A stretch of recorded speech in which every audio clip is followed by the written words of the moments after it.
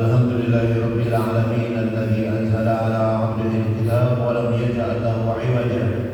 أشهد أن لا إله إلا الله وحده لا شريك له وأشهد أن محمدا عبده ورسوله لا نبي بعده. اللهم صل وسلم وبارك على سيدنا مولانا محمد وعلى آله الطيبين الطاهرين وصحبه الغر الميامين وأمتي إلى يوم الدين. فيا إخواني عباد الله، أوصيكم وأوصي نفسي بتقوى الله وطاعته فقد فاز المتقون. وقد قال تعالى: يا أيها الذين آمنوا اتقوا الله وقولوا قولا سديدا يصلح لكم أعمالكم ويغفر لكم ذنوبكم ومن يطع الله ورسوله فقد فاز فوزا عظيما. وقال: لقد كان لكم في رسول الله أسوة حسنة لمن كان يرجو الله واليوم الآخر وذكر الله كثيرا. وقال نبينا محمد صلى الله عليه وسلم: من أحيا سنتي فقد أحبني ومن أحبني كان معي في الجنة. صدق الله العظيم وصدق رسوله النبي الكريم ونحن على ذلك من الشاهدين والشاكرين والحمد لله رب العالمين. Ibadallah, hadirin jamaah Jumat rahimakumullah. Rukun Islam yang pertama dan yang paling utama adalah mengucapkan dua kalimat syahadat. Kalimat syahadat terdiri dari dua kalimat. Yang pertama disebut syahadat tauhid. Asyhadu an la ilaha illallah. Aku bersaksi tidak ada ilah, tidak ada yang pantas disembah, tidak ada yang pantas ditakuti, ditaati, yang paling dicintai, yang dikejar di dunia illallah, kecuali Allah. Konsekuensi daripada syahadat tauhid ini, maka berarti kita memproklamasikan diri kita sebagai Abdullah, sebagai hamba Allah, di mana seorang hamba Allah tujuan hidupnya tidak lain hanya mengejar, mencari mardhatillah, ridha Allah dalam seluruh aspek kehidupannya. Itu yang menjadi tujuan diciptakannya manusia, liya'budun, agar mereka menghambakan diri kepadaku. Dan itu yang menjadi sumpah kita setiap hari ketika sholat. Inna sholati wa nusuki wa mahyaya wa mamati lillahi rabbil alamin. Sesungguhnya sholatku ini ya Allah, seluruh ibadahku yang lain, semua kegiatan hidupku, bahkan kematianku adalah untuk mendapatkan ridho-Mu ya Tuhan semesta alam.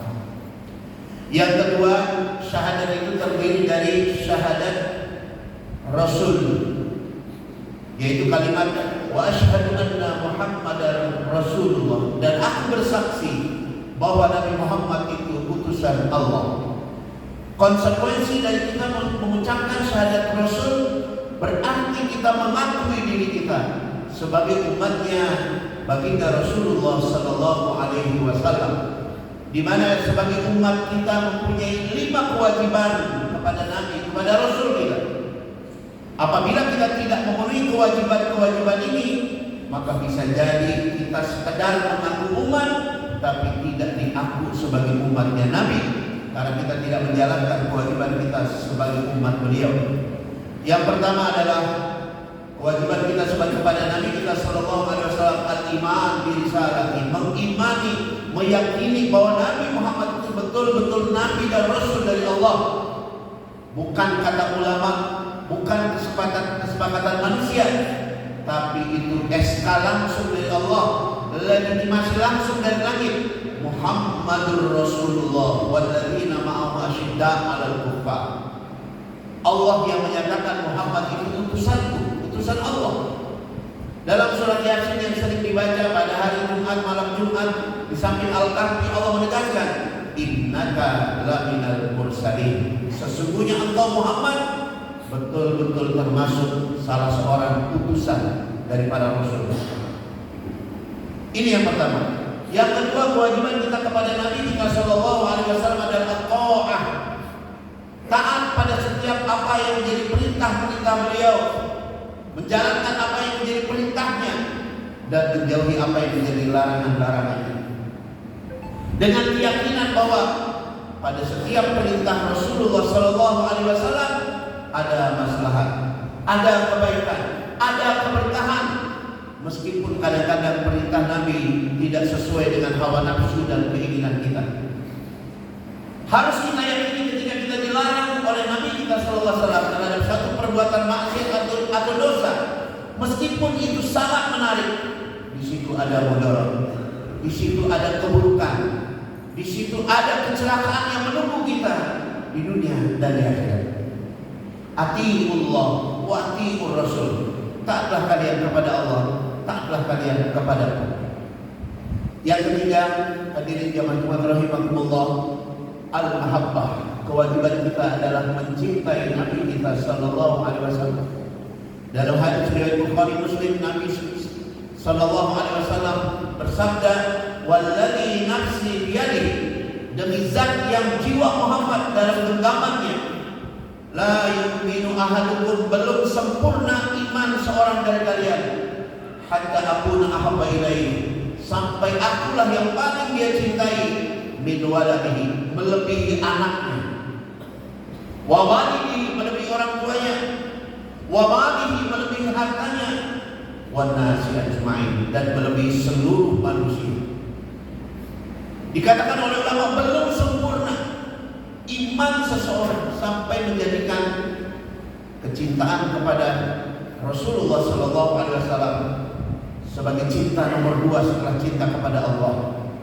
Baru kemudian kita cinta kepada orang tua kita, keluarga kita, dan yang lain-lainnya. Nabi Sallallahu Alaihi Wasallam bersabda, "Man ahya sunnati faqad ahabbani," siapa yang menghidupkan sunnahku, tanda orang yang cinta kepadaku. "Wa man ahabbani kana ma'iya fil jannah," siapa yang cinta kepadaku akan bersamaku di dalam surga.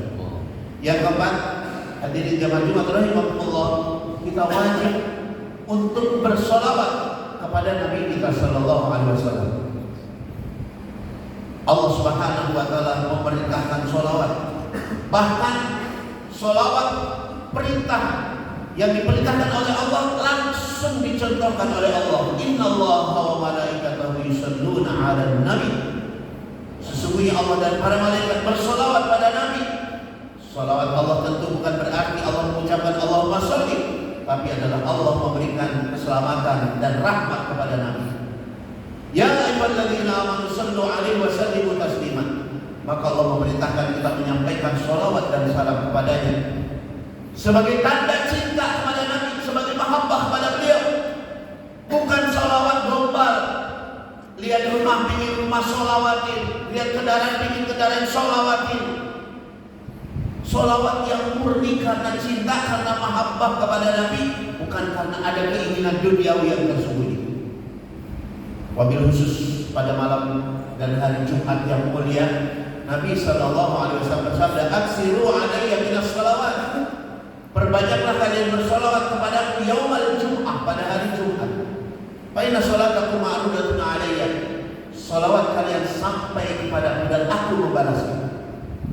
Dalam hadis sahih yang lain dikatakan, "Man shalla alayya sholatan," siapa yang sekali bersolawat kepadaku, sallallahu alaihi wasallam, Allah balas kepadanya 10 kali kebaikan. Wa rafa'a wa hatta an wa syariyah, dihapus darinya 10 dosa. Wa rafa'a biha 10 darajat, diangkat dengannya 10 derajat. Inna akrabakum minni yaumal qiyamah, sedekat-dekatnya umatku di hari kiamat, aktsaruhum alayya sholat, mereka yang paling banyak sholawat kepadaku. Kenapa kita bersolat pada Nabi? Padahal Nabi ini sempurna, padahal pembulian sudah cukup. Nabi kita sallallahu alaihi wasallam bagaikan ember yang sudah penuh dengan air. Kita bersolat pada Nabi seperti kita menuang air ke ember itu. Bukan karena air ember itu masih bisa terisi, tapi supaya meluber dan kita kecipratan berkah air kemuliaan Nabi kita sallallahu alaihi wasallam. Hadirin jamaah Jumat rahimakumullah, dan yang kelima kewajiban kita pada Nabi adalah ittiba'us sunnah wasiat, mengikuti sunnah dan teladan beliau. Mengikuti sunnah-sunnah Nabi dan teladan beliau. Bagaimana Nabi kita diakui bahkan oleh seorang Michael Hart, penulis sejarah beragama Kristen, orang Amerika, menulis buku 100 tokoh paling berpengaruh dalam sejarah. Nomor 1 kata dia, Nabi Muhammad. Di antara alasannya karena Nabi Muhammad sebagai pedagang yang sukses, umur 25 tahun memberikan Khadijah istri pertamanya mahar 40 ekor unta. yang kalau dikalkulasi rupiahnya 40 kali 30 seharga sapi 1,2 miliar. Anak umur 25 tahun sudah memberikan mahar 1,2 miliar. Tentu ada uang yang lain. Sukses sebagai seorang pedagang, sebagai kepala rumah tangga paling dicintai oleh anak dan istrinya. Yesus tidak pernah berdagang, Yesus tidak pernah berkeluarga. Dia tidak bisa menjadi suri tauladan dalam bisnis dan keluarga.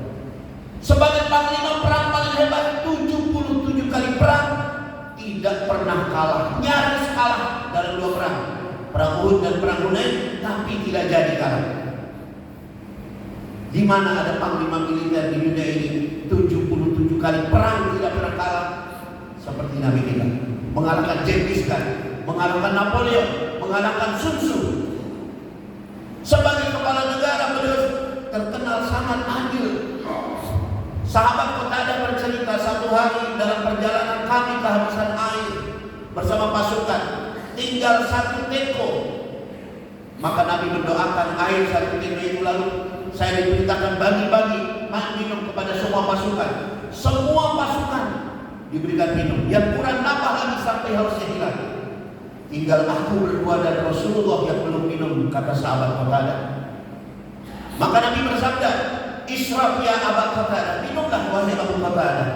Kata Abu Qatadah, "La ashrab hatta tashrab ya Rasulullah." Saya tidak akan minum sebelum Anda ya Rasul. Minum duluan. Saya belakangan setelah Anda ya Rasul.